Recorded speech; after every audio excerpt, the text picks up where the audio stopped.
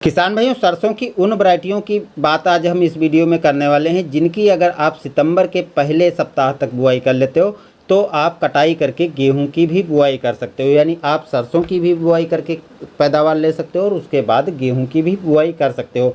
लेकिन जब आप इनकी बुआई करने की सोच रहे हो तो कुछ बातों का ध्यान रखना है। कौन कौन सी वैरायटियाँ हैं, किनकी आप बुआई कर सकते हो, ये भी बताएंगे। और किन बातों का ध्यान रखना है दोस्तों आपको इनकी बुआई करने के पहले, ये भी हम आपको ज़रूर बताएंगे। चलिए दोस्तों, वीडियो शुरू करते हैं। नमस्कार किसान भाइयों, मैं सतीश, आप देख रहे हैं STR खेती।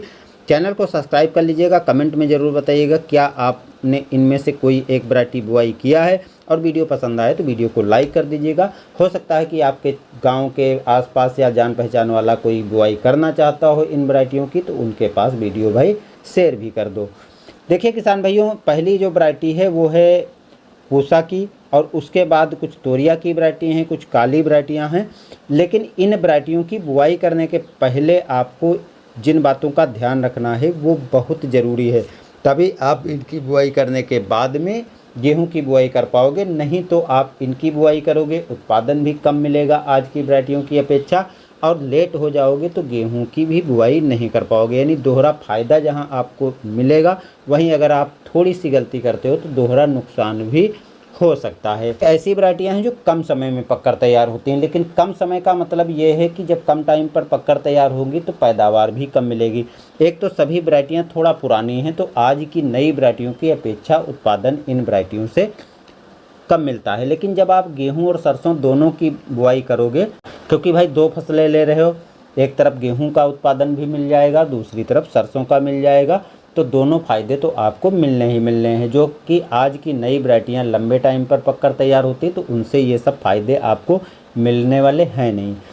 अब हम बता देते हैं कौन कौन सी वैरायटियाँ हैं जिनकी आप बुआई कर सकते हो। इतना ध्यान रखना है कि सितंबर के पहले सप्ताह में ही सभी वैरायटियों को बुआई आपको करना पड़ेगा, तभी आप इनकी पैदावार ले पाओगे। अगर आप लेट जाते हो तो लेट में सबसे बड़ी समस्या जानते हो क्या होगी?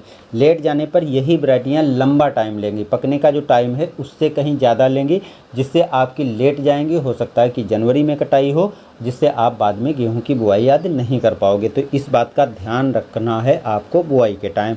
बाकी पुरानी वैरायटियां हैं भाई, बीज उपचारित कर लेना, मिट्टी उपचारित कर लेना, और बाद में आवश्यकता पड़ सकती है फफूंदनाशक आदि और कीटनाशक आदि डालने की।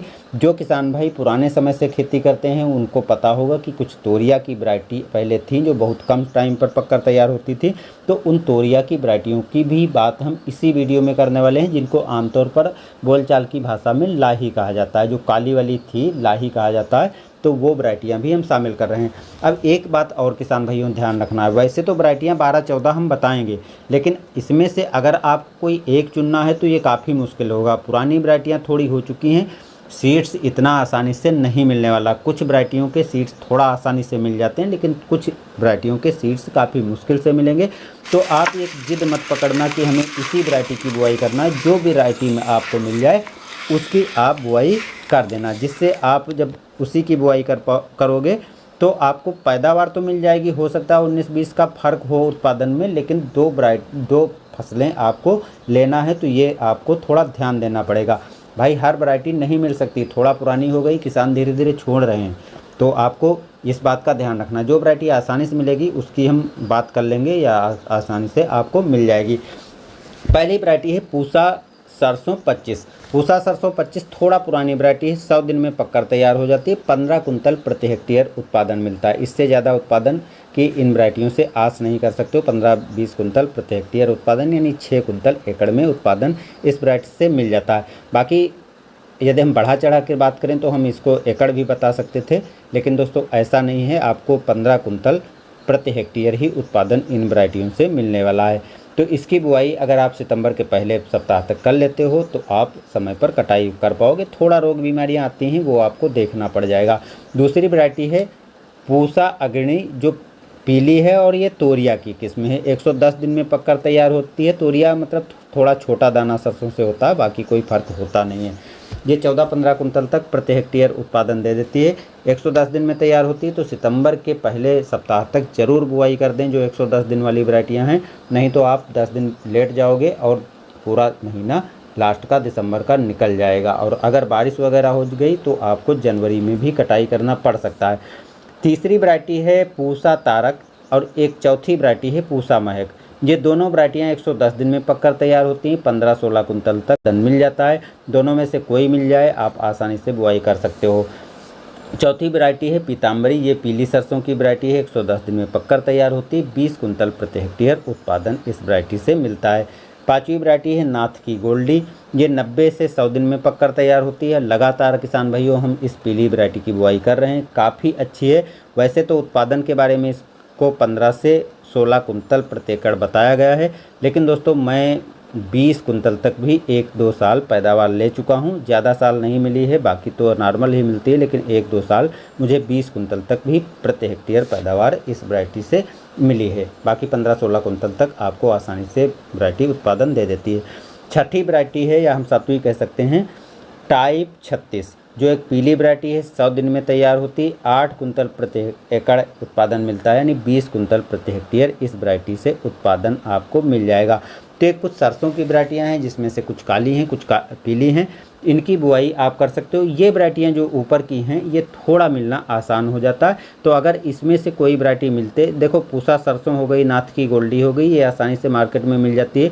पीताम्बरी भी मिल जाती है। पीताम्बरी को छुटकी नाम से भी बहुत से दुकानदार बेचते हैं, तो छुटकी नाम से अगर मिल रही है तो इसकी बुआई कर सकते हो।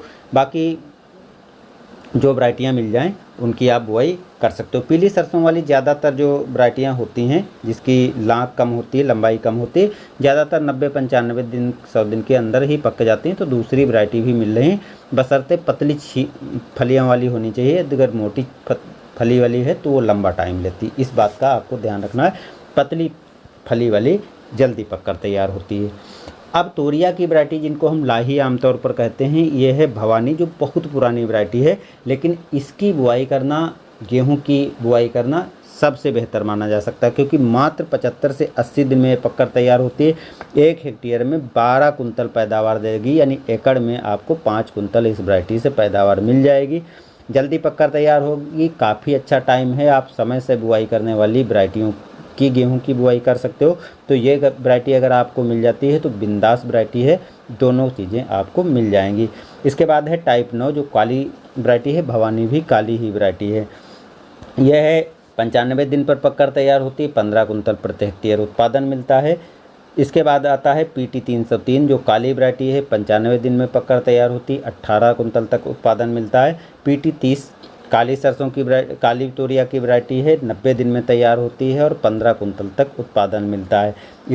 इसके बाद है TL 15, जो 90 दिन में तैयार होती है। 6 कुंतल प्रति एकड़, यानी 15 कुंतल प्रति हेक्टेयर पैदावार मिलती है। अगली वैरायटी है TH 68, जो 90 दिन में तैयार होती है। 15 कुंतल तक पैदावार मिल जाती है। अब ये सभी वैरायटियाँ जो तोरिया की हैं, जिनको लाही बोलते हैं, इसमें दोस्तों चूड़ी, फफूंद जैसी कुछ बीमारियां फंगस वाली लगती हैं, तो उसके बचाव के लिए आपको खेत में भी डालना पड़ेगा, उपचारित करना पड़ेगा, और बीज को भी उपचारित करना पड़ेगा, और बाद में रोग बीमारियों से बचाव के लिए भी आपको दवाओं को स्प्रे करना पड़ सकता है।